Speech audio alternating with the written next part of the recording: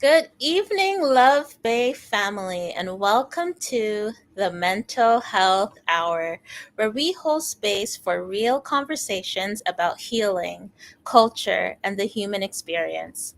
I'm your host, Felicia Fishoff, registered psychotherapist and founder of Rooted in Resilience, Psychotherapy, and Wellness, where we believe that mental health conversations belong in every community, especially ours.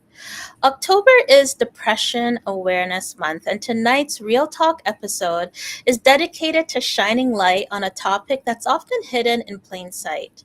The theme is high functioning depression, when strength becomes survival. We're taking a deeper look into what high functioning depression really is, what it looks like, how it shows up, and how it impacts our communities. Because sometimes the people who seem the strongest, the most dependable, and the most together are the ones struggling silently. We've learned to push through, to keep going, to smile, even when it hurts. But real strength also looks like slowing down, asking for help, and giving yourself permission to rest. I'm joined tonight by two incredible voices from our Real Talk panel who bring both professional insight and lived experience to this conversation. Shanique Victoria Edwards, psychotherapist, mental health consultant, an equity speaker whose work with NACCA, CBNA, and Black Mental Health Canada continues to transform how we see racial trauma and wellness in our communities. Charlene Lex, registered psychotherapist, educator, and creative practitioner who integrates mindfulness, trauma informed care, and quite frankly, just that real talk to help her clients move from performing strength to embracing authentic healing. And functioning depression hides behind success, what it means when strength becomes survival, and how we can begin to reclaim peace and presence in our lives. So, Love Bay family, the chat is open. So, jump in and share your thoughts, reflections, or words of encouragement. And if you know someone who's struggling tonight, someone who keeps saying, I'm fine, when they're really not, invite them in. Tell them to pull up a seat and join us. This conversation just might be the reminder they need that they're not alone. But before we begin, a quick note. The Mental Health Hour is a space for education and conversation. It's not therapy or a substitute for professional mental health care. If you or someone you know needs support, please reach out to a licensed therapist or mental health provider in your area. So you're tuned in to the Mental Health Hour on Love Bay Afrobeat and Talk Radio. So let's get into it. Hello, ladies. Hello. Hey. Hey. Hey, how you guys doing tonight? Good. Well, someone has a Yes. birthday coming up, so she's doing real good. Hey. Big up yourself. All Yes, right. excited. You don't have to tell me twice to celebrate. That's right. That's right. That's right. And so, along with the birthday girl and Shar, tonight we're really going to dig deep because, as mentioned before, it is Depression Awareness Month. And we need to be talking about these conversations because it doesn't happen enough in our communities. So, I love to start off with the question, why does the Love Bay family need to be talking about this tonight? I'm happy to start. All right. Jump in. I think it's important that we talk about it because I do think it's quite prevalent within our community. I think that Mhm. in terms of oftentimes getting to the point where we're working with clients who may come in saying that they're experiencing burnout or difficulty just adjusting to life's changes that they could easily adjust to in the past, but now it's becoming, significantly difficult. And then when you unpack that a bit, you realize that what's really kind of under the surface here is depressive symptoms. Looks different, may not look Mhm. like the classic case that we might be used to in terms of, levels of sadness or feelings of Mhm. despair for that 2 weeks period of time.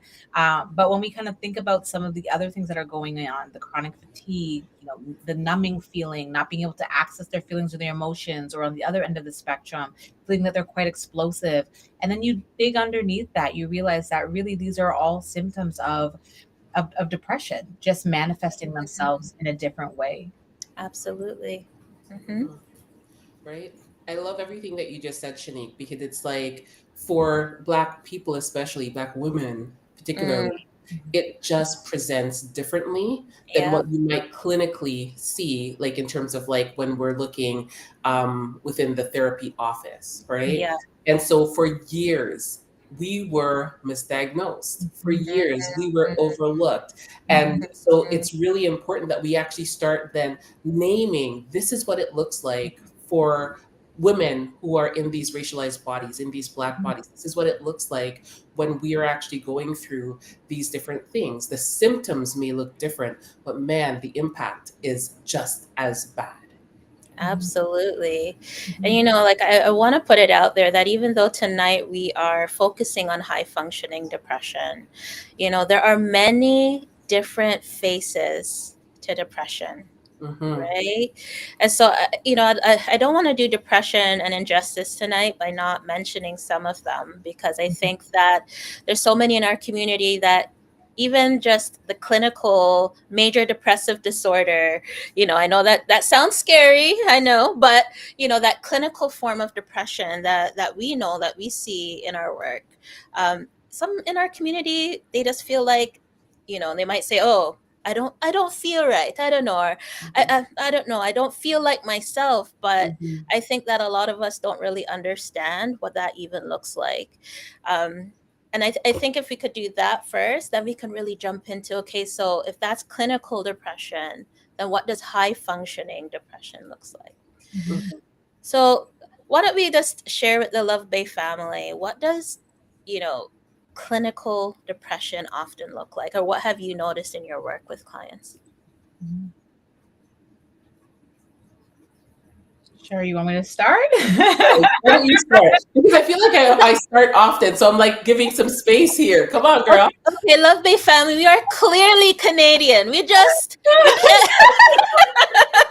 we're so polite. We're like, oh, after you, no, after you.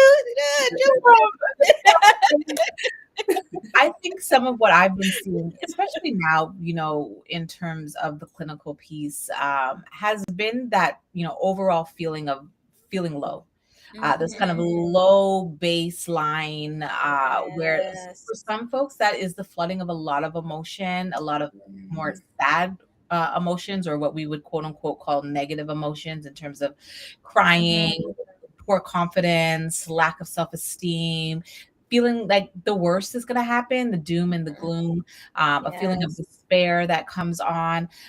For other clients, it's also manifesting in terms of some of the physiological things, insomnia and inability to sleep, as well as poor appetite, Mhm. our fancy word anhedonia, which is just not having a pleasure to do anything that they perhaps were Yes. finding very enjoyable before. So definitely Mhm. seeing a pervasiveness of that. And also in terms of some of the flooding of the emotion, it's kind of, there is no quite rhyme or reason per se when the emotions are coming on. Like, for example, Yeah.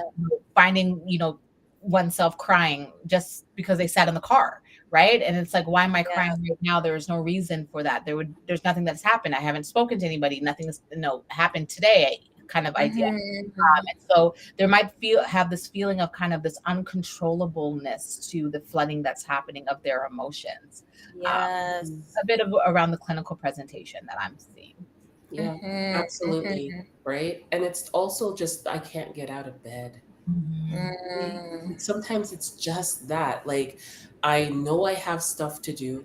I know I have to be here. If you're a student, I know that I have to like get these assignments in, right? If you are a mom, I know I have to go and like, run all of these different errands, and you're feeling exhausted and you're feeling drained and you're feeling like I just can't.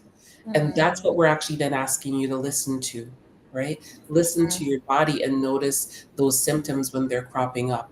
Because, even just kind of like transitioning into high functioning depression, it actually like is lingering there for a while before it gets to this place of high functioning, right? Like, so you're going through these symptoms, like Shanique just said, of depression, Mhm. and it is chronic, and it's happening consistently or in seasons and spells over a long period of time.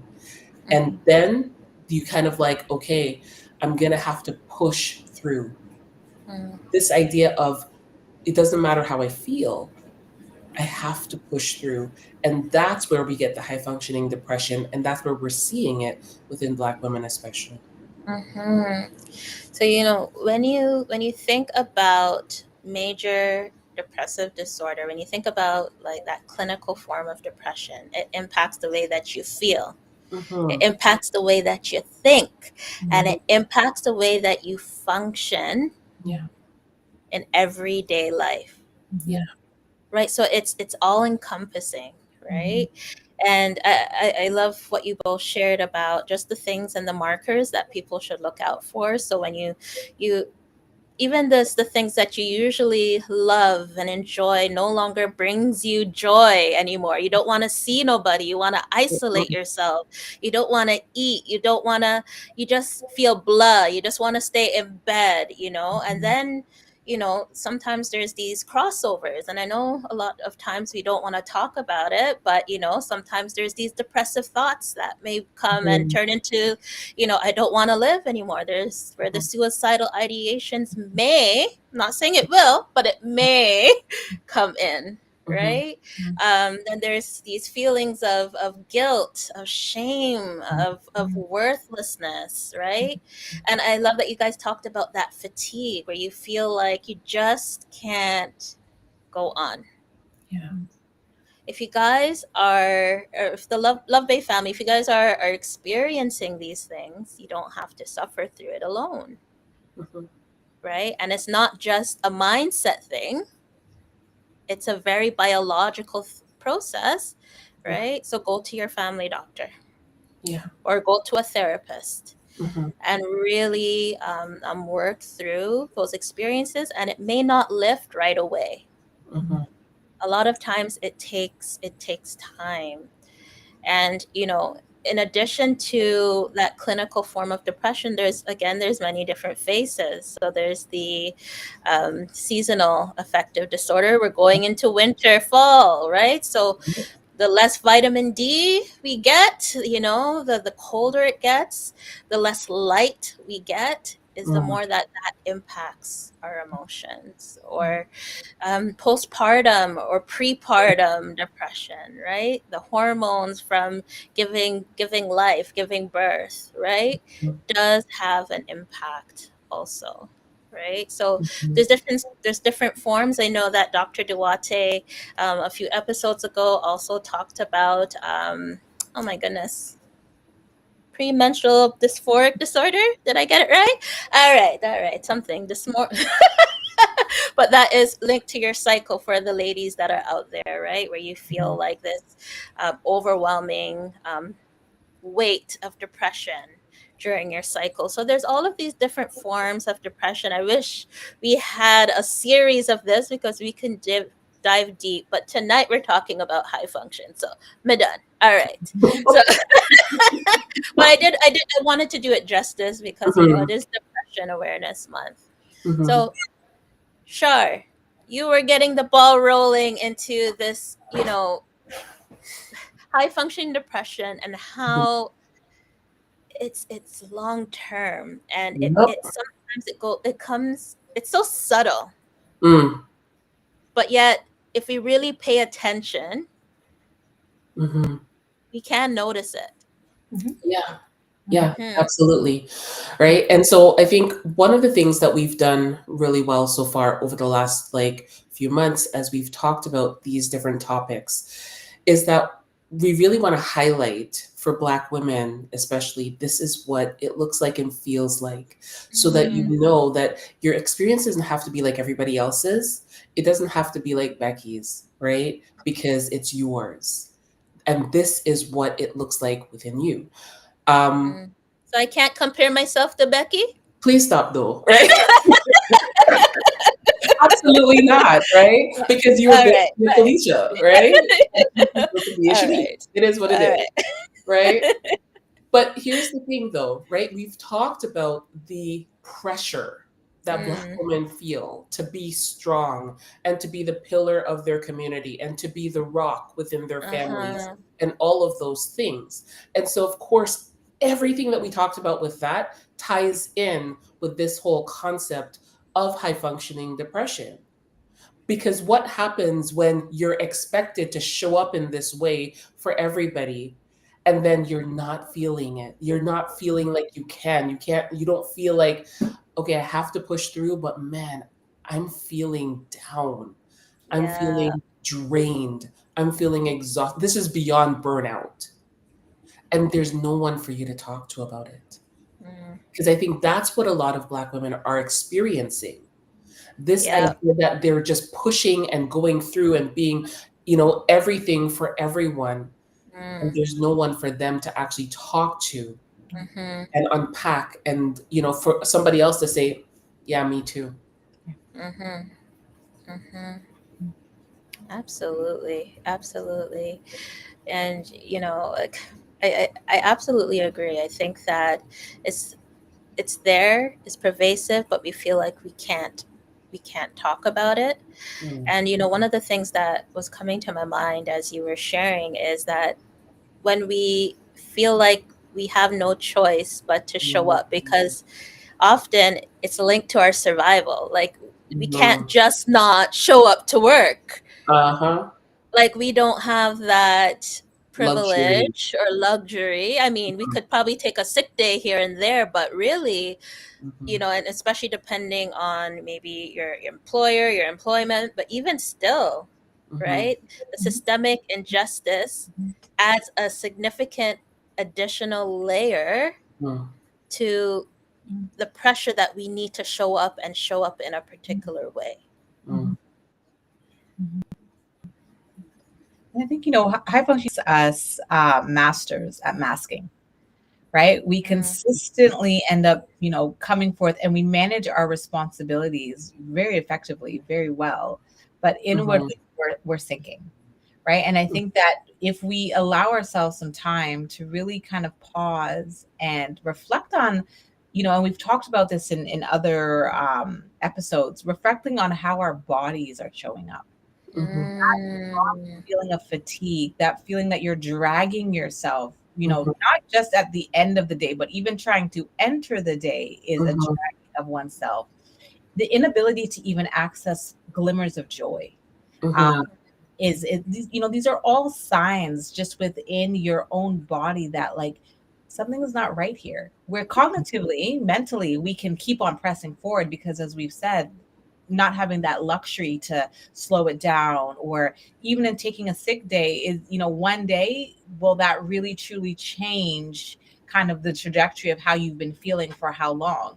I Mm, think the danger here, though, is, we can glorify this idea of being so resilient. mhm. But we also have to, acknowledge the fact that it can have, significant impacts on our overall well-being. mm-hmm. Absolutely. Burnout is one of the key outcomes of having, high functioning depression for and untreated for a very long time, as well as many different illnesses and sicknesses, and making ourselves more prone to or susceptible to a lot of these different things. And so I think it's, important to also recognize that, kind of in line with another episode that we did, is that this overlaps a lot with the strong Black woman, uh, Mm-hmm. Mm, right? And the fact that giving yourself the ability to rest, whatever that might look like for you, because rest doesn't always just mean sleep. Rest can come in many different forms. Not allowing yourself to slow down and pay attention to those cues that are within that something is just not right here. All Mm-hmm. comes against that idea around what it means to be a strong Black woman, be a strong Mm-hmm. Black man sometimes. Mm-hmm. mhm, Mm-hmm. mhm. And that you talked about the strong Black woman. And again, I'm reflecting on what you guys are saying, and I'm soaking it all in. I'm thinking about our response to even sitting with our emotions. Oh, Hmm. girl, I know I just really talked about something that is right up Char's alleyway, because she's always talking about feeling your feelings and your emotions. That's her, for those who can't see, her head tilted to the Mm. side. It was like, Hmm. right? But yeah, we're afraid to really sit with our emotions Hmm. because we want to be strong. Hmm. And to sit with our emotions or to dwell in our feelings, as some of us may put it, we're Hmm. afraid to do that, Hmm. right? So, how do you think that sitting in our emotions, feeling our feelings, links to high functioning depression? I think it's interesting because it's like when we suppress, right? When we push down and we exile Mm. feelings and our experiences, they're going to come out sideways in different ways. They'll get our attention. And the question Uh-huh. is, how is it getting your attention? That really is the question that I want people to be asking, right? I've been pushing down a lot of things, ignoring them, compartmentalizing them so I could just keep going. But how is it actually showing up in other ways in my life that I'm not loving? Mm-hmm. Right? That's really the question that I want people to actually like explore. And this whole idea of sitting with your feelings, I gotta say, we're not taught to do that. I don't know about you guys, but did anybody sit down with either one of you and like walk you through it and say, all right, little Felicia, okay, little Shanae, but we're gonna actually like work through our feelings right now. Nobody taught us, just like nobody taught our mothers, nobody taught our Yeah. grandmothers, right? And so even as I kind of like explore this, like, even here with you guys, the thought that's coming to me is it's two things. It's cultural and it's also epigenetics, Mhm. right? Mm. And Mhm. so it's like culturally, we're all kind of reinforcing this whole idea of, you know what, just get it done, right? You got stuff to do, get it done. And on top of that, it's this idea that we were cells within our mother's eggs, within our grandmother's bodies. And so our grandmother was feeling this pressure of, all right, we got stuff to get done. I got kids to feed. I gotta, pay for the water bill and all of these things, right? Like our mothers were then also feeling that pressure, especially as they've been immigrating to different places and things like that, right? And having the pressure of then surviving in a new environment. Mhm. Of course, feeling your feelings hasn't been top of mind, Mhm. right? Mhm. We have the luxury in 2025 as Black people, as Black women, to then explore this and Mhm. ask the questions and delve a little bit deeper. But man, this is new. Yes. This is Mm. so new. This is uncharted waters and uncharted territory, right? And so what I'm really going to then invite people to do, even as they're listening, is to offer themselves a ton of grace Mm. because there's Mhm. no roadmap for us, not really. Mhm. Yeah. Mhm. I love that you said that because that's one of the things when, speaking with my own clients, it's we have to recognize that some of our responses, even just to say that some of how we've been feeling, it's just stress, right? It's stress, but I'll just, you keep on keeping on. Some of that has been survival, right? And Mhm, so we can't shame those parts of us that have shown up mhm, in certain ways that feel uncomfortable with sitting with feelings and Mhm. emotions because they've gotten you to where you are today. But mhm, 100. mhm, is to bring that back because just as Shar said, our feelings demand to be felt, mhm, right? And if you don't feel them in the moment, they'll come up in other ways that you don't love, that you don't like, in ways that you look back and you're like, "Oh, that wasn't me." mhm, Right? That's not how I wish I responded to responded to that. This doesn't feel like me. mhm, But I also think that it's important that we don't turn that shame internal and mhm, somehow begin to tear ourselves down for not knowing something that if we're not taught it, how are we supposed to do anything better? Right? mhm, Mhm.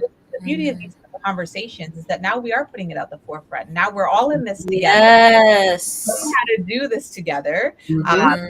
So much like, I share oftentimes with my clients is that we have to learn to be uncomfortable and and stay within in the ocean, because you do not become a better swimmer by jumping out of the water, right? You Mm-hmm. become a better swimmer by allowing yourself to feel every tide, right? And Mm-hmm. knowing that you've overcome that tide. Okay, maybe I could do this a little bit different. Maybe this here requires a bit of a backstroke approach. Maybe this is a front stroke approach, right? Whatever that might look like for you. But then also knowing that there's community as Mhm. well, or at least create community where when Mm-hmm. you're not feeling particularly strong in a moment, there are folks there who can help you navigate this water, or at least, swim with you. Mm-hmm. Mhm. Mm-hmm. So what I'm hearing is we need to give ourselves permission to feel, Mm-hmm. Mhm. Yeah. right? So all those times we're just there in the shower crying, that's okay too, eh? Yep. Let it out. I love a good shower cry. Yep. Tears are I'm just gonna healing. call it as it is because I know I do that. Sometimes I just have my little You salty tears in my shower, you know? love I a shower. just really I think it's important to put it out there. Crying is not a bad thing, right? thank you. Thanks for Thank saying that. you. Thank When you you so think much. about, the idea around release, when Mm-hmm. storm clouds get heavy, they pour forth rain, right? Mm. And so Mm-hmm. sometimes our way of really kind of even self-regulating Mm-hmm. is to cry. It finally allows for that release. And so Yeah. so many times I hear, oh, I hate crying, or crying is a sign of weakness. No, crying is a sign that your body is normally processing something that Yeah. is too heavy for it. And this is one of the outlets that it's choosing to use, Mm-hmm. release those emotions. And Mm-hmm. sometimes we just have to allow it. Because like, I mean, maybe I'm an anomaly here, but let me tell you, when I have a good crying session, right? Like the eyes are dry and red, and your face is dry because the tears have stained it. Mhm. You know what? Give me a minute. I'm actually starting to feel better. I feel Mm-hmm. good. I now have a greater clarity, a greater perspective sometimes around, okay, how can I manage this? What coping strategy can I bring into this moment to continue Mm-hmm. to make me feel better? Mm-hmm. Mhm. I want Yeah. to say this is not just for us ladies. Mm. Gentlemen, it's okay to cry. It's 100%. Yep. natural. 100%. It's natural. It's okay. Mm-hmm. It's It's not not just for weakness. sadness. It's not just for Mhm. sadness. It's not just for Yeah. grief, Mm-hmm. right? And I think the more we normalize that, right? Because you can cry when you're happy, you cry when you're angry, you cry when things are looking good, and you cry when things are not looking too great too. It is your body's own natural defense mechanism towards 100. not fully shutting down. Mm-hmm. Mhm. Yeah. Mhm. We know that tears are healing, right? Mhm. We hear it, and yet we need to actually believe it Yeah. and start living it, right? And I think that's part of the thing, because it's like we're told not to cry. No one's given us permission to let it out and cry. Mhm. You know, I don't know if you guys heard this growing up. I've heard it growing up, right? You know, if you don't stop crying, I'll give you something to cry for. Mhm.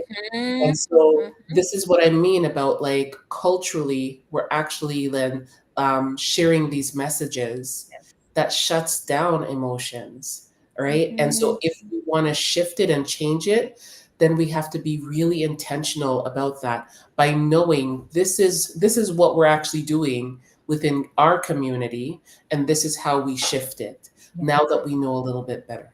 Yeah. Mhm. Absolutely. Mhm. Well, you guys are just dropping the dumpling right off the bat, right? Is it fried dumpling? Is it boiled dumpling? I don't even I know. was saying the same thing. I said the fry. I'll take some of Mm. that right now. All right, Oh, seriously. mm. Throw in a I made festival some too while you're dumpling at this it. week. Mhm. I made some dumpling this week. I'm not gonna lie, it was good. It was good. It was good. Where's mine though? You know. Come for it now. Come. Come. This one. Go for it. Okay. All right, guys, we gotta get back on track. Notice firstborn here, right? Oh my goodness.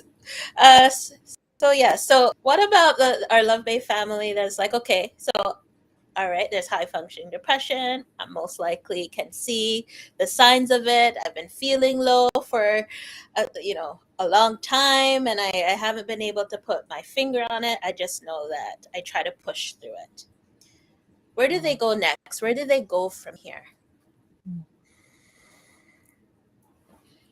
I think paying attention to your feelings, paying attention to your thoughts, paying attention to your actions, right? Those are the three things that I would really invite people to just kind of like notice and pay attention to. So if your thoughts are getting heavier, right? You're hearing things like, what's the purpose? Like, should I be here? What's the purpose of me being here? And things like that. Pay attention to that. Those thoughts are not going to be helpful long term. If you're noticing again your feelings of just depressiveness, a heaviness, right? You're feeling fatigue in your body.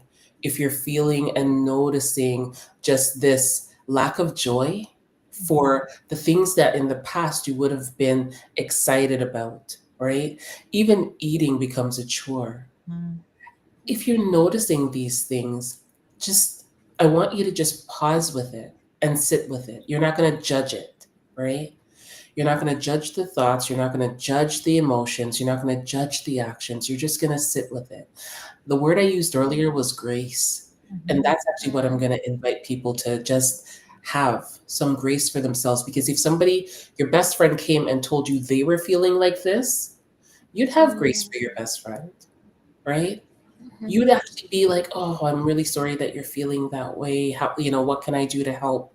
That would be your approach to your best friend. But often our approach to ourselves is so judgmental and critical. Mhm. And so this is why I'm actually inviting people to just pause, pay attention to how they're feeling, and in the paying attention to how they're feeling, to offer themselves that compassion, offer themselves that grace, right? Again, you didn't get here just overnight. It's been a while, but you're noticing it now, and that's okay. Better late than never, right? And then from there, I invite them to find somewhere that they can actually work through this with. Find someone that they can work through this with, right? So it could be like a group that they're actually working through some emotions with. Art therapy groups are pretty great. Mhm. Music groups, is pretty great because you don't have to then be sitting there with everybody and telling them all your business. Because I know that that's something that, sometimes we don't love, right? And so that's okay. Get into one of those groups and then use a more artistic, creative way to express yourself, right? If you can, I would encourage you to see someone. And just because you're seeing, you meet someone like a therapist, it could be the right fit off the bat, and it could also not be the right fit off the bat. And that's okay, right? It's like dating, date around, find the right therapist for you, right? Mhm. And be with someone who you feel natural, like you feel comfortable with, like you can unpack those things, and they speak your language, right? And they have an idea of how they can help you to maneuver through whatever it is that you're going to bring up in the therapy sessions.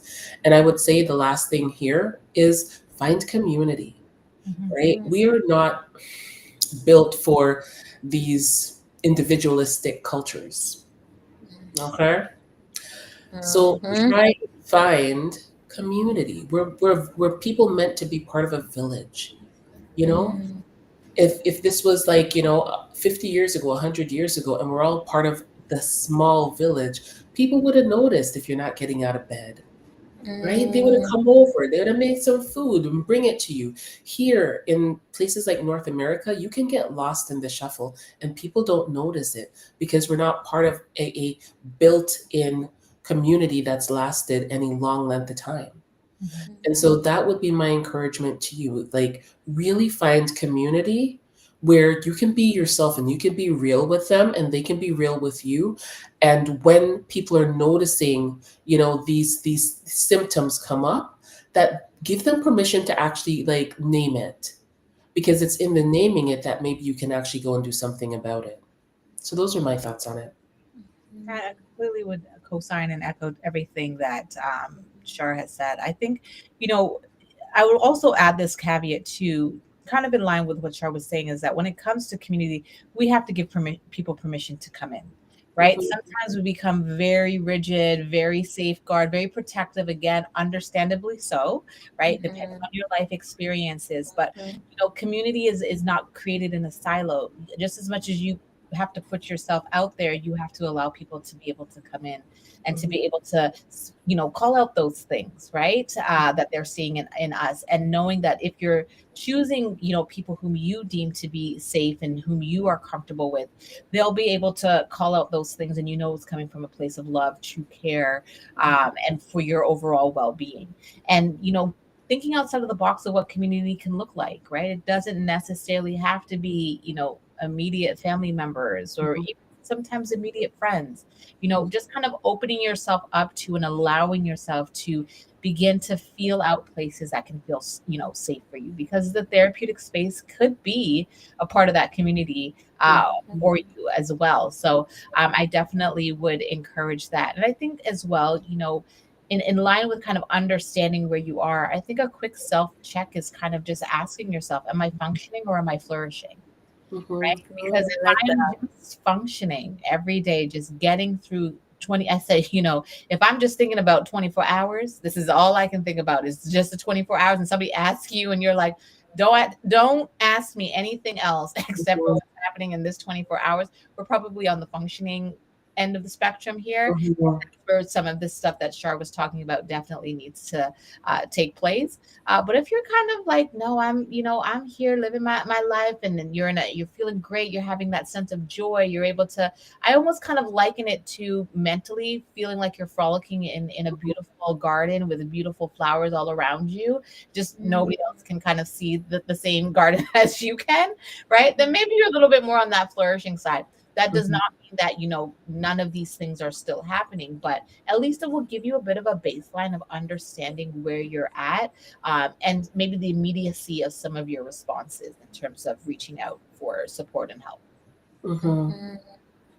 I think we need to dig a little bit deeper into that because I loved how you worded that, Shanique.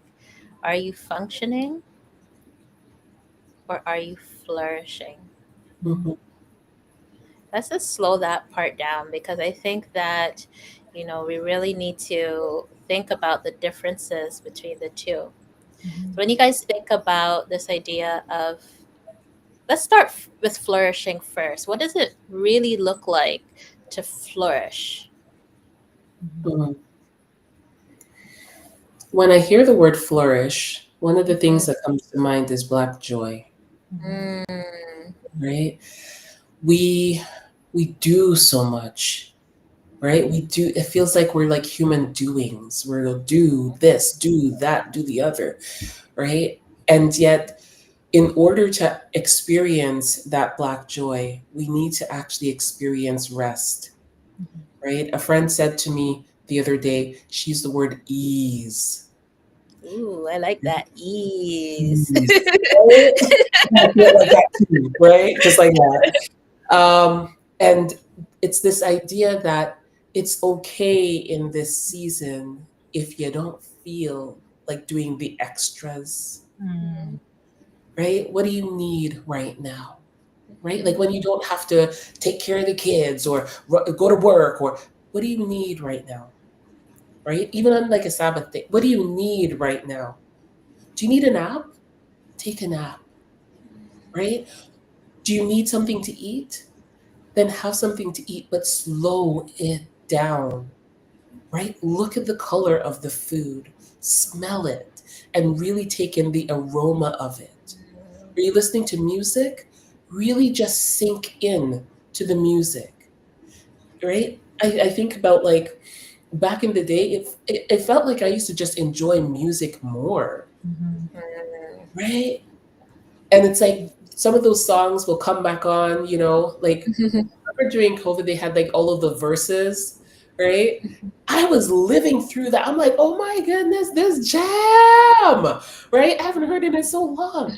And that's what I want people to do. That's bringing back back this idea of Black joy. Sit with the music that you grew up with, listen to it, sing the lyrics, dance in the kitchen while you're cooking, but slow it down enough so that you're living, right? Not like you have a certain amount of time here on this earth.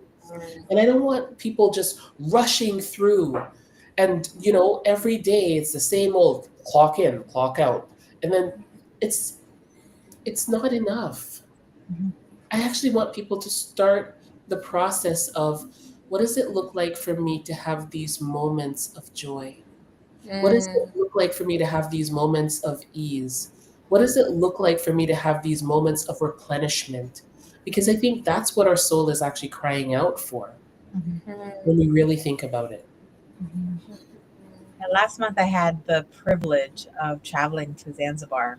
And Mm. yay! two of the sayings that I have really been like embodying since I've come back. One of them is totally in line with what Shar was saying, and it's pole pole, and this idea of just slowly, slowly, like this. And it's not a passive slowness, it's being intentional, Mhm. intentionally slowing yourself down so that you can have those moments of appreciation. Why are we rushing off to do, Mhm. right? And I oftentimes encourage my clients in terms of the one gift you have is time. It may not feel that way, but the reality of it is that what you do have is time. You can Mhm. take your time to get to wherever you need to make whatever decision you need to make for yourself. And so if today is not the day that you wish to do that, give yourself the time and the permission to do it tomorrow, right? And that's an intentional kind of setting that thing aside so that I can attend to what my soul needs right now, whether Mhm. that's the rest, whether that's the dancing in the kitchen, whether that's the nice long drive in this beautiful fall weather, which I love so much. And the next thing that was kind of been guiding me since I've come back is, which I think everybody knows, is Hakuna Matata. Mm. We have just no worries, right? Because there are going to be some things that are going to come that are outside of our spheres of control. We can't control certain things, right? We can only do the things that are within our control, but maybe today I just don't want to, right? And Mhm. allowing yourself to kind of bask in this permission of Hakuna Matata, Mhm. peace, right? Like everything will work themselves out. Maybe I don't know how. And maybe that's a little bit of what, we might have to work on a little bit to get to that flourishing side. So we're not just functioning, we're actually flourishing, is allowing myself to realize that I may not know how it's going to work out, Mhm. but I'm okay with not knowing how. As long as my soul feels joy, feels Mhm. rest in this moment. Mhm. Mhm. I love that. So, really, what I'm hearing is living in the moment, Mhm. right? Being intentional about slowing down, Mhm. right? Really adds to this idea of flourishing, Mhm. right?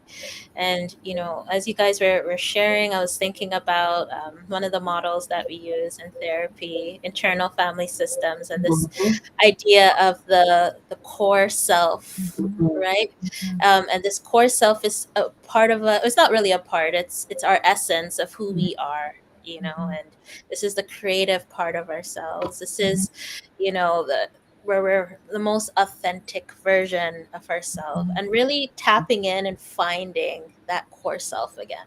Mhm. Yeah. Oh, yeah. Mhm. Absolutely. And I think you have to, because I think there's things that will come up in different seasons, right? And I'm a strong proponent that there are times when you'll have to reintroduce yourself to yourself, right? I say that all the time. But you cannot do that if you are constantly on the move. Because sometimes in that reintroduction, you'll learn new things about yourself Mhm.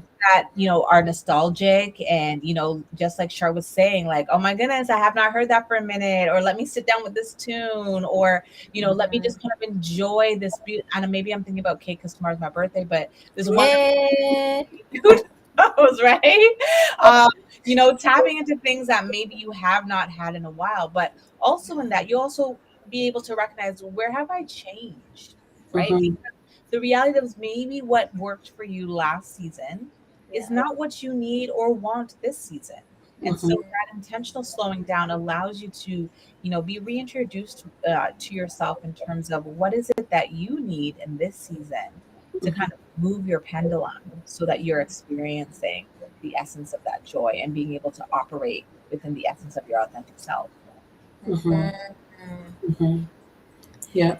Yep. And now, now we're going to go to the functioning, right? And I feel like we're already talking about parts work. So, I'm going to throw that ball to you guys, right?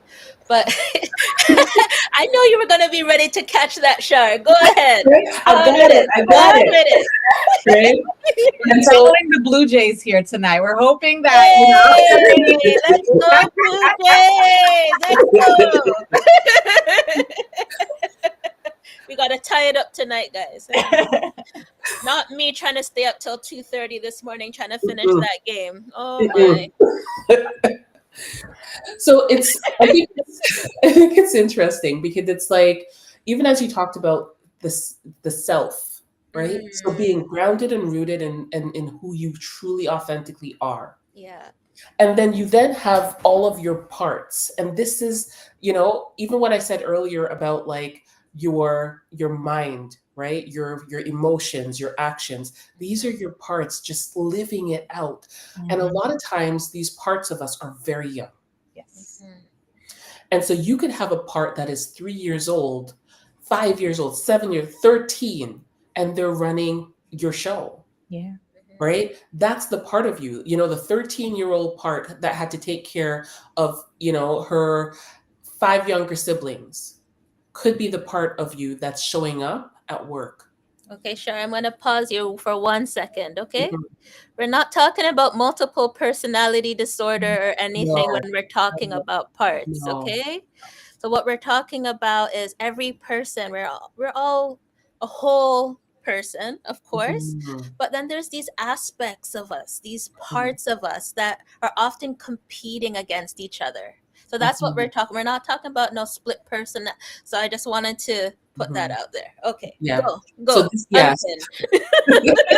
Right? Absolutely. So this is not like dissociative like disorder, right? Yeah, Identity disorder. This yeah, really is about a recognition of there's different aspects of us that's running our yes, show, right? yes, And so the yes. part of us, the aspect of us that's running, who's going to the office and doing all of this work, she'd been doing it since she's 13 years old, Mhm. right? She was running that household because mom was working two jobs Mm-hmm. as a single mother.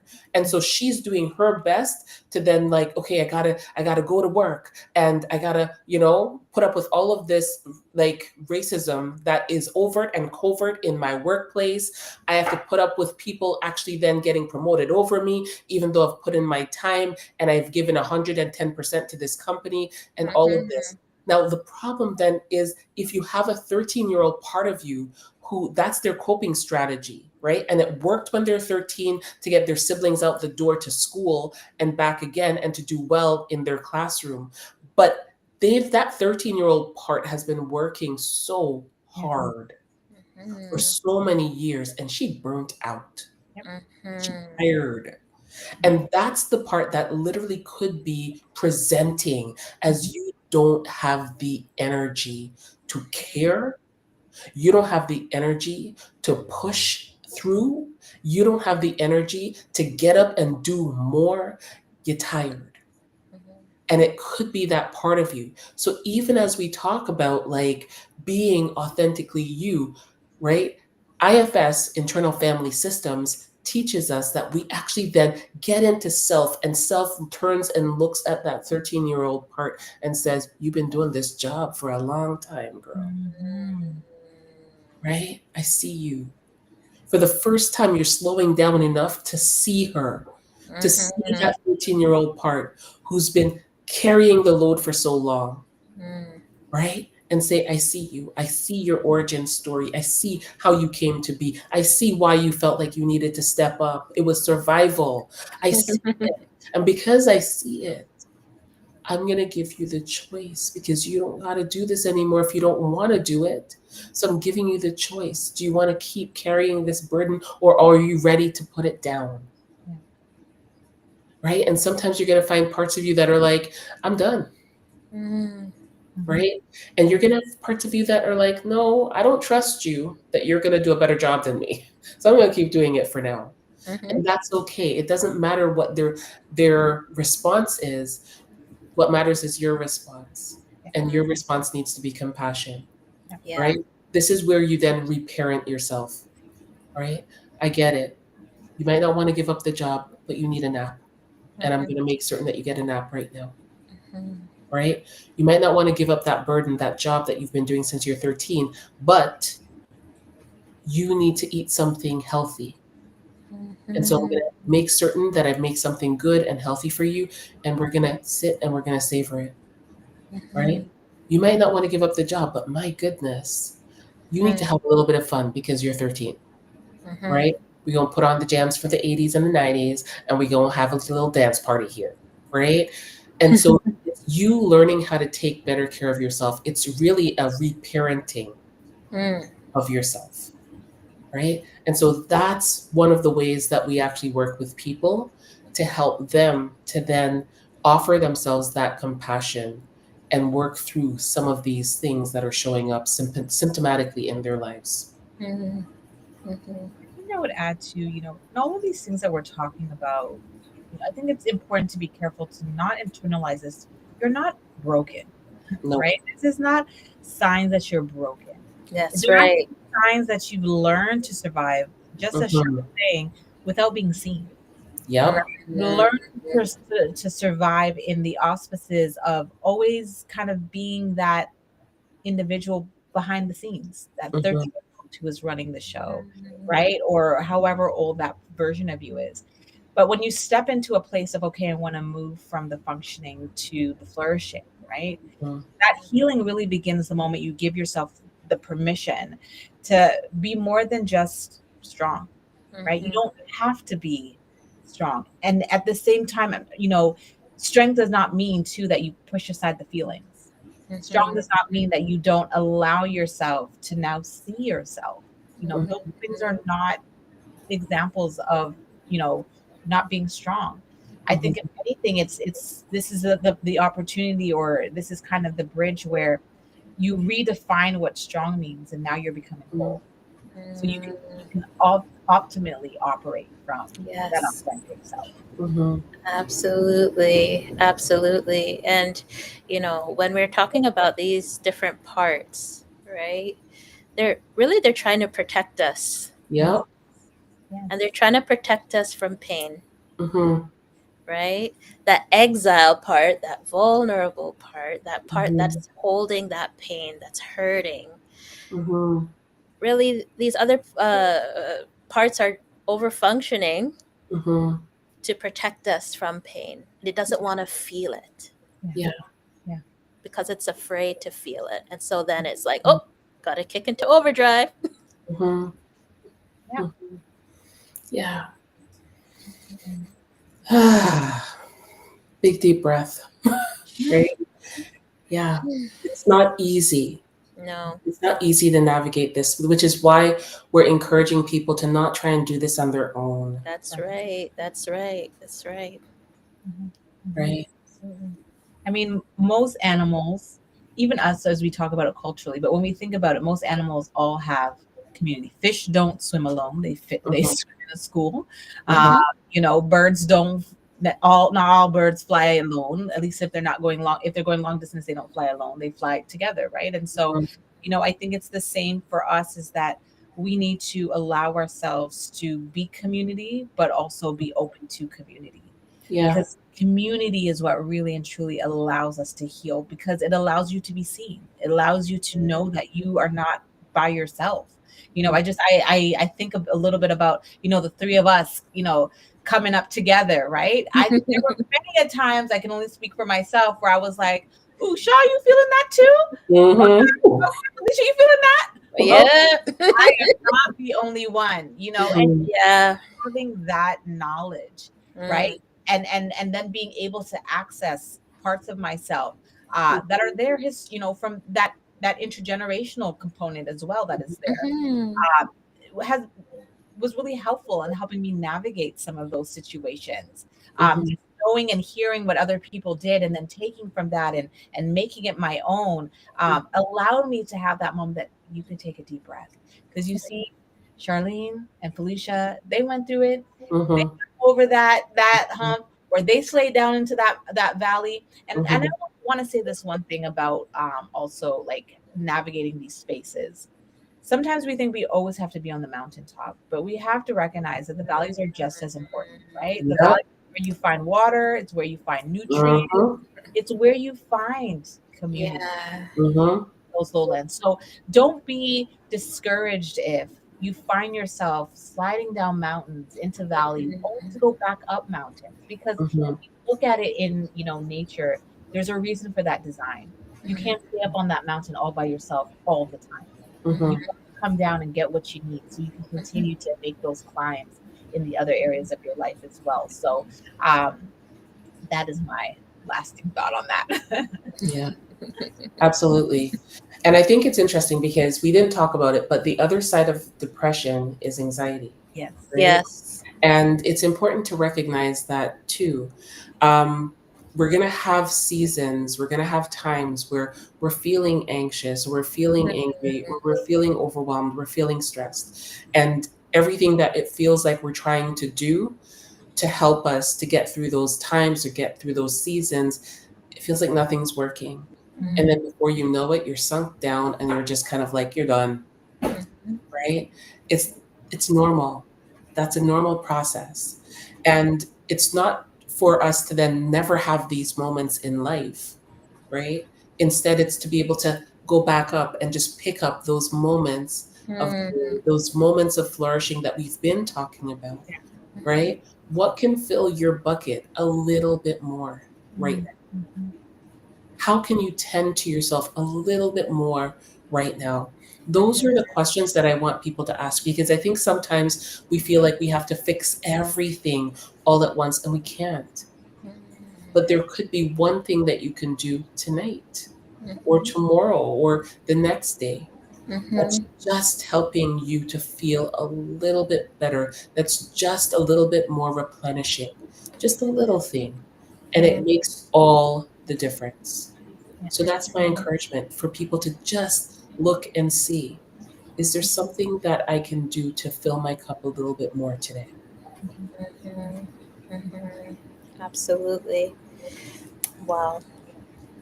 Beautiful, beautiful, beautiful, beautiful. Right? Really taking that moment to fill our cup. And I agree 100%, right? I think that sometimes we feel bad for filling our cup, Mhm. Mm, Mhm. right? But it's okay. Mhm. And if you feel like you can't give yourself permission tonight to fill your cup, here is your permission slip. mm, It is okay to fill your cup, Yes. whatever that looks like.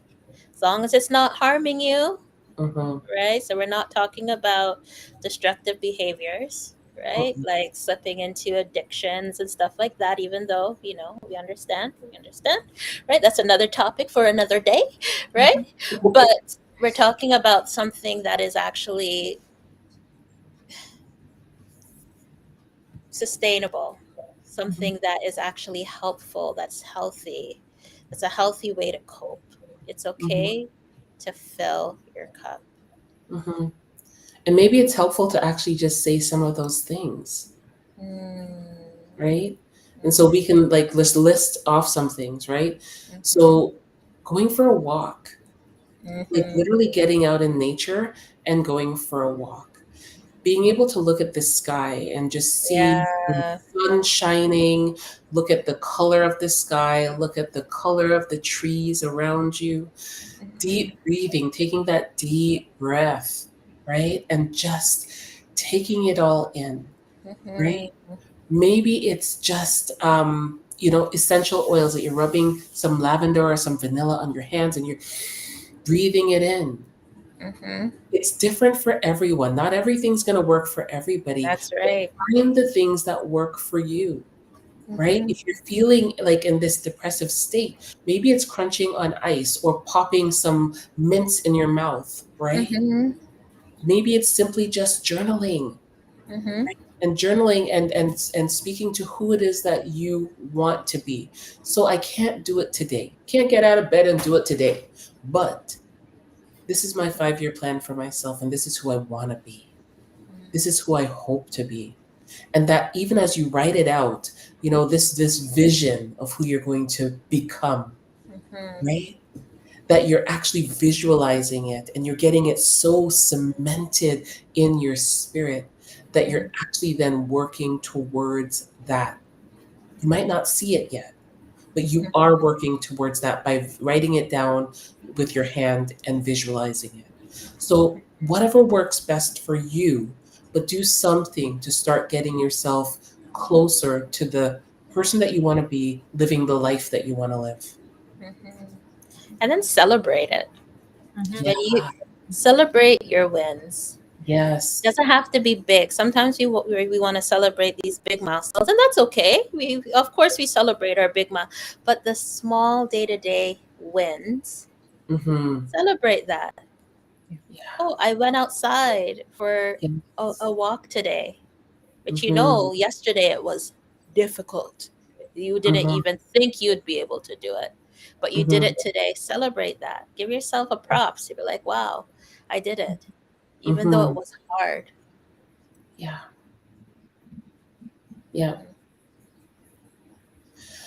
I wanted to share a resource if that's helpful, right? Of course.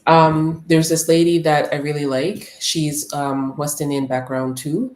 Her family comes from Trinidad and Tobago. Her name is Dr. Judith Josephs. She has an Instagram, and I would really encourage anyone who is struggling in this area or curious about it to then go and check her out on Instagram. It's Dr. Judith Josephs, and Mhm. she talks and does a lot of good research on high functioning depression within Black women. She's amazing. She has a book that's out right now too, and so that's a good resource if you're looking for one. Yay. Thank you so much. And so, ladies, if you could leave one last thought with our Love Bay family tonight, what would you say? Grace, I've already said it. Offer Mm-hmm. yourself compassion and grace, Mm-hmm. right? You are where you are right now, but it doesn't mean that this is where you're going to end up being. This is not the end of your story. This is not the final chapter of your book. Mhm. And Mm-hmm. so I want you to recognize that there's more pages for you to write, Mhm. more pages to be written, okay? And because there's more pages to be written, I want you to just imagine and start to just envision what it could look like when you're out of this space, this funk, right? It can happen. It will happen. Just get a glimmer of hope and offer yourself compassion for where you are right now. It's okay. Mhm. Yeah, I would, echo what Shar said, and I think too, it's give yourself permission to choose self, right? I think especially when we think about the essence of high functioning depression, the element of that is that you show up all the time for everybody else. Give yourself permission to show up for you, to really kind of engage with some of the things that we've talked about tonight. Find your own way, right? Not everything that we've talked about is going to be, fully accessible for you or something that fits for you, but find what works for you and yourself. Mm-hmm. Mhm, mhm, I'd say that it's okay to hold your emotions. It's okay to feel them. In fact, it means that you're human if you have emotions. And so it's okay. mhm. Well, so as we close tonight's real talk conversation, I just want to take a moment to pause and breathe together. And, if anything you heard tonight resonated, if you saw yourself in things that we shared, or you realize that you've been carrying more than you let on, please know that you are not alone. Strength doesn't mean silence, and survival doesn't have to be your forever story. Mhm. Healing starts small, honest moments. When we admit we're not okay, and when we let someone in, we give ourselves permission to rest. To everyone listening, remember you are allowed to slow down, to ask for help, and to take up space in your own healing. I want to extend, of course, my heartfelt thanks to our incredible Real Talk panelists, Shanique and Charlene. And thank you so much, as always, for sharing your insight, sharing just such wonderful truth and compassion tonight. Your voices remind us that vulnerability is not weakness, it's courage in motion. And to you, our Love Bay listeners, thank you for tuning in tonight, for showing up, and for keeping these conversations alive in your homes, in your workplaces, and in your community. So, if you or someone you know is struggling with depression or finding it hard to keep going, please reach out for help. The Mental Health Hour is for education and awareness, it's not a substitute for therapy, but support is out there and you deserve to receive it. So, until next time, Love Bay family. Next week, we have the lovely Genevieve Allow, and we are going to be digging into something deep. I'm just going to leave you on a cliffhanger tonight because you just got to tune in next week to hear it. So, until next time, Love Bay family, peace out.